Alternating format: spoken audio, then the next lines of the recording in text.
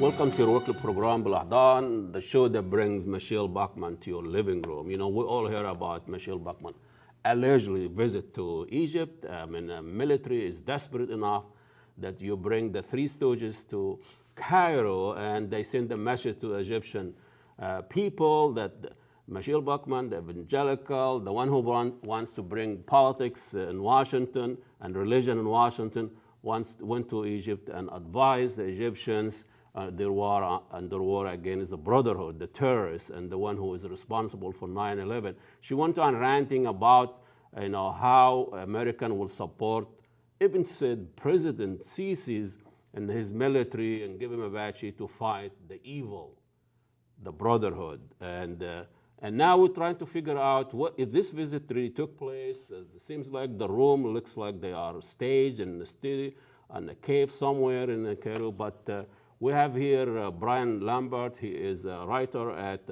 MinnPost, and he is also a longtime Twin Cities journalist, and he blogs at the Same Rowdy Crowd. I like that name, Rowdy Crowd. Is this what deliberate now?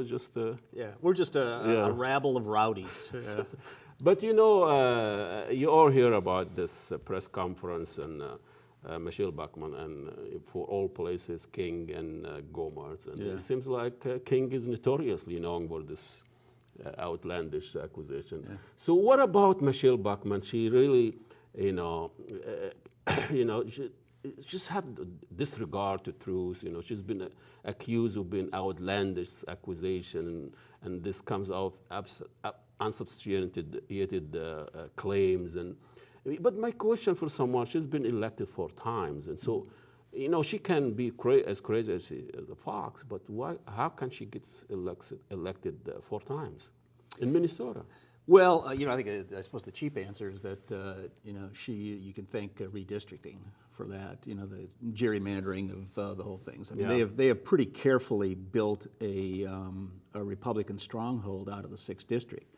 And in fact, you could argue they made it even stronger this last time in 2010, 2011 by getting rid of Stillwater, moving that out of her way.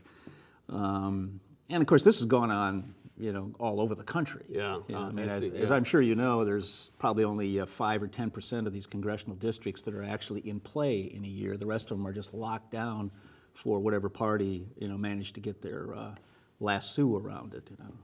Let's go through some of the things that she outlandishly claim or says. We're not gonna, get a cheap shot on this, but I think, blaming the swine flu on, making a comparison. It was in the '70s during Carter. It wasn't really during Carter. Ford, And now during Obama. And that's fine. I'm not trying to take a cheap shot, but what is her audience when she claims things outrageously like that? Whom she's talking to? Is she talking in codes? Is she talking to something people wouldn't even? Well, a few years ago, I did a magazine story on the people of the 6th district. Went up there, spent a few days kind of kicking around, just talking to folks. Went to one of the candidate rallies where she spoke at, and a lot of her faithful showed up. And the thing, Ahmed, that really struck me was that normally when you talk to the partisans of some political party, they've got a little list of things that they want their people to have done. They want bridges put in over here. They want these schools fixed over here. Not politics. Or their taxes cut, something like that. Yeah. These people had no interest in that. I mean, it just struck me as over and over again, they had no interest in Michele Bachmann providing constituent services. What they wanted out of her was this sort of apocalyptic furor. These people routinely believed that all hell was breaking loose. The morals had collapsed, and that she was a powerful. She was a powerful voice, exactly, for this breakdown and the culture that would come next. And back 20 years ago, you'd meet somebody like that, and you say, "Oh, well, it's one of those." Now there are a lot of them. They have been empowered by people like Bachmann and Steve King and Louis Gohmert. They really do believe they have a force and that there's a mass of them. And of course, modern technology allows them to gather in ways they never could before. It's interesting, you know, modern technology and the global village and all that. Actually, the internet and Google and Facebook really help people to be isolated, because you know you can They talk don't have to to your go out. Yeah. you talk to your peers. You're You know, even they are in Germany, Right. skinhead. That's your neighbor. Yeah. But you know, this is not just in the 6th district, which is really a far away offshoot of what, North Oaks or Blaine, or I don't know. I can't. The drive. heart of it is kind of the I-94 corridor, Big Lake and Zimmerman, and on that way up to southern end of St. Cloud. That's the real. Really? Yeah. If you look at the maps, that's the area that votes the most intensely Republican, and it has been her biggest well of support.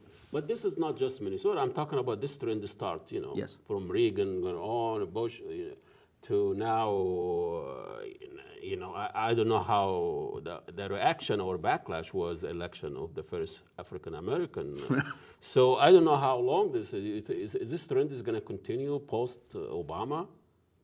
Well, I would think so. I mean, I think they have, you know, whenever you have your polar opposite, your ultimate demon in the office. I mean, the liberals had it with George Bush and Dick Cheney. That was good time for that us. was good. You know, that people would coalesce around it, and it's much the same now with Obama. So if he departs, but, you know, I don't want to get into all the speculation, but I think the Democrats have probably got a pretty good lock on the presidency for a while, just based on the way that they campaign and the mess the Republican Party is. So there's likely another Democrat to follow Obama.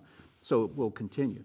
But that backlash will continue. oh, it would absolutely. And besides, also the thing, and I think this is, you know, a big part of the Bachmann and the new Republican Party, is that these are entrepreneurial candidates. Oh, I see. I mean, she has her willingness to say anything has routinely garnered her vast amounts of campaign money. And the more outrageous thing she says, the money comes in even more plentifully. But does she know does she know that's her role, or does she really believes what she's saying? It is very hard to. It's very hard to say. I don't think she cares if it's wrong. I mean, if it works. That's as good as it believes. Yeah, yeah, right. And it has worked, you know, remarkably well with this stuff. You know, she's very tight with the wife of this Tim LaHaye. You know, these books, the Left Behind books, astonishingly popular. They've sold over 100 million copies. And 100 million? Yeah, it's astonishing. It's up there with the Bible, for God's sakes. And you know, most people have paid no attention to this stuff, but she is very close with the wife, this Beverly LaHaye. So what's the premise of the book? Well, it's apocalyptic. That there's going to be the day of judgment's coming, and those who have sinned are left behind. It's not and even the others. an Old Testament. It's a New Testament. new. It's another testament. This is the version 0.03. But you know, her personal life can get an indication of what he really believes. I mean, you know, the idea of being a religious person, and the idea that I'm very, you know, kind of confused. I mean, she wants to bring religion to Washington, and she believes that. You know, the new Jesus, the strong CEO that he's going to take. He's not coming for the poor, he's coming for the for the power. CEO, CEO for the Christian kingdom. But she's going and fight the brotherhood and the fact that people want to bring Islam to the to. So I don't know if the military in Egypt has been using her or she's been using them, and I'm not even sure that. You know that press conference they have, it looks like it's been done in her backyard. Well, it does. I mean, you know, you look at it, and the three of them are standing there. You have no feel that they're even making eye contact with anybody in an audience, reporters or somebody like that. And you know, so when they ask for questions, if there's anybody there, it's just theater. But these three are so practiced at this stuff that it wouldn't faze them. You know? Maybe tell her to show us just 3 minutes of that conference when she's talking to herself, or the first time I've seen the presenter and the audience, they are the same. But that's another way of a model of communication. So we'll see a few minutes so people know what we're talking about. My name is Michele Bachmann. I'm a member of the United States Congress from the United States of America. And joining me are two other members of Congress, Representative Steve King of Iowa, and also Louis Gohmert of Texas. Each one of us have something that we would like to say to the people of Egypt. First of all, I would like to be able to say that we are grateful to be here today. We had wonderful meetings with your new president, with General al-Sisi, and also with the Coptic Pope today, and we were extremely encouraged by what we heard, because what we see in Egypt emerging is a new hope and a new day for the Egyptian people. We see that the economy has a chance now to grow and survive and thrive, and that the people of Egypt can look forward to a great future for their children and grandchildren. It's a window of opportunity that Egypt can now take. And we are here as members of Congress to say, we're with you and we encourage you, because together we've gone through suffering. Together, our country in the United States and Egypt have dealt with the same enemy. It's a common enemy, and it's an enemy called terrorism. Now the people of Egypt have spoken. And the people of Egypt rightly are asking questions about the American people and what our level of commitment is. And as members of Congress, we can speak for ourselves and for the people of our district. And I want to assure the people of Egypt that I, as a member of Congress, will stand strong in support of continuing military support for the United States support financially to stand for the military in Egypt. We know that you have been a partner. You've been a partner in the war on terrorism. You've acted bravely here on the front lines. And we want to make sure that you have the Apache helicopters, the F-16s, the equipment that you have so bravely used to capture terrorists and to take care of this menace that's on your border. Many of you have asked, do we understand who the enemy is? We can speak for ourselves. We do. We have seen the threat that the Muslim Brotherhood has posed here for the people in Egypt. We've seen the threat that the Muslim Brotherhood has posed around the world. We stand against this great evil. We are not for them. We remember who caused 9/11 in America. We remember who it was that killed 3,000 brave Americans. We have not forgotten. We know that you have dealt with that enemy as well. And so we are here as partners. We all have a lot that we want to say. And so now I'd like to invite my colleague, Steve King of Iowa, to come and give remarks to the Egyptian people as well. Well, welcome back. As you can see, I'm not sure. We don't want to be hard on her or harsh on her, but it seems like they're very lonely in this room by itself. I mean, I know the Egyptians, yeah. they need, probably they check them out on how many, I don't know if only the Sisi was sitting there. Aren't the Egyptians hospitable? Wouldn't they have been offered her tea or something? Something, or talking, or cheering her, or but you know, I don't know. I don't even know what time frame she went and she came back. But it seems like we know within about the last 2 weeks. Yeah, we know about it after she did this, made this trip. What about her former aide? You know, who came up with Pakistan or Bachmannistan. Bachmannistan. It's like she's living in her own Afghanistan mountain. You know, well, this is the no honor among thieves part of the story. I think start fighting with each other. And I mean, the guy's name is Peter Waldron, and he's was one of her aides. You know, is primarily as she was revving up for the Iowa business, and they had a falling out. But you know, to follow the story. You see it at so many points where the issue was money. Who gets paid? How do we keep them on there? We cut them another check, and we pay off this guy to support us. We pay him for his access to certain lists that we can get. All of this has got her in trouble now, and this investigation goes on. And Waldron has been critical to the investigators because he had this firsthand information, but they had apparently he had no qualms about selling her out and for this. But again, it's that idea of this entrepreneurial thing. Everybody's in it for a buck. Republican conservative, this self-interest. Well, they do know it works. Yeah. I mean, it is. They're It pretty is. pragmatic in their approach. It's pragmatic, and I think you do. That's why it's a fair question to ask if she actually believes this stuff, or if people like Steve King believe it, because right there in front of them every day is a way to to make money, to make yourself a higher profile for whatever, however you might want to trade that eventually. It's interesting because, in the same token, they are evangelical, they are religious, they are Jesus people. Those people give money. Those people are the most reliable. But those are the contributors. same people, they give themselves the luxury of lying, the luxury of doing what it works, and also in the blessing of God. This is really something else. That's God really will forgive them or bless them because for the bigger, higher goal. But I think it connects to this apocalyptic notion. If you invoke God, you have the ultimate blessing, the ultimate endorsement. An excuse. An excuse. I mean, it covers off everything else. I mean, who's to dispute? God says this. I'm following the word of God. God says this. Who cares what the leader of my House caucus cares? I mean, how does that count? There was a study that were talking about, I think it was a book and a big piece in the Salon, or Slate. I almost confused the two.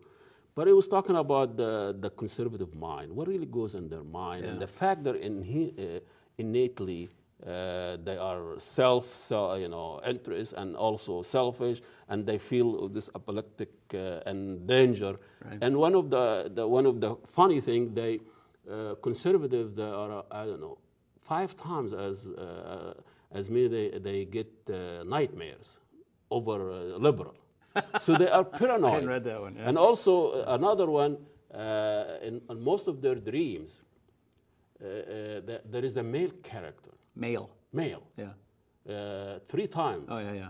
So I don't know what the connection is. Also, either gay closet or or what the deal is. It tells you I don't want to take the socioeconomic analysis and make it genetically or genetically.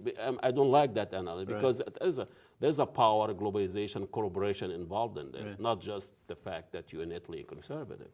Well, also a part of that psychological profile I think I've seen before is their the fealty to authority figures. They're very respectful, overly so, to ministers, religious figures, the leaders of their their movement or whatever it might be.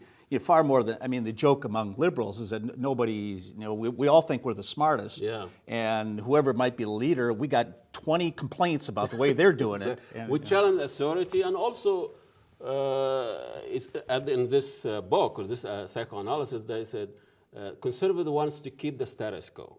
They are always afraid of the future that will change what they are comfortable with. Well, the future is always mapped out in apocalyptic terms for them. It's so the why world. We're not afraid of that. The worlds are coming to an end.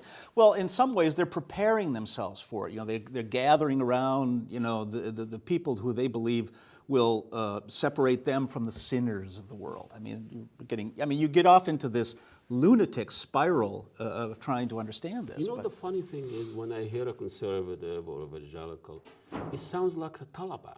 This is our American Taliban. I have argued frequently that it is precisely the same psychology. Precisely intolerant, resistant to change, hostile to outsiders, the appeal of demonization. These are the infidels, and these. But the Taliban, their country is invaded, and they are foreigners coming to impose another. Right. What are the conservatives afraid of? Who is invading the United States? Liberal ethos, liberal values. And those are un-American? To them, they are. They really are. They see that as an affront to American values. Again, talking to these folks up in the 6th District, that came up routinely. Was Hollywood and the whole thing. Well, how did they meet you? How did they treat you? Would they open up? They talk to you? They were fine, wary. They didn't really know who I was or what I generally believe, but they were open to the point. I was eventually thrown out of this meeting, by the way, but that was by the owner who figured out what I was and that told me I had to leave, even though I had paid, by the way, to get in there. Did you get your money back? Yeah, I did not get my money back. But it's I think Michele Bachmann is kind of a spent force. Her personally, I don't think we're going to see much of her. People think she may end up on television. I don't see that. But people like King and Gohmert, there's plenty of these people left. And, so who's using who? I mean, is King is using her, or she's using Well, her? I think it's a question of who's using King and all that. I mean, if you want to play, kind of the big macro politics of who does this stuff, it was interesting the other day. They just last week they revealed that the Koch brothers, the famous Koch brothers, was had given some money too. $250 million that had previously never been disclosed, and Tax free. Well, it feeds into all these groups, these local Tea Party groups and stuff. And because I always thought it was remarkable that those people went so quiet when Mitt Romney got the nomination.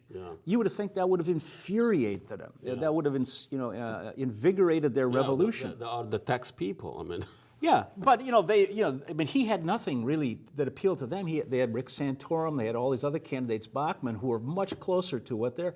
But you look at this money that was thrown around, and how easy would it be, to buy off the local Tea Party chairman, for him. I mean, we have 1 minute left, I think, here. It seems like the Republican Party, they always bring us, they down up, they bring us from Bush from Reagan. I know Reagan is the Ayatollah of the conservative. You cannot touch the guy, but I think he would not get elected. I know now. I mean, the guy's an actor, and then you have Bush, who doesn't know what's going on, and Quayle. These are people who are talking about how lousy the government. They badmouth the government all the time, and then they send those idiots and clowns to be elected.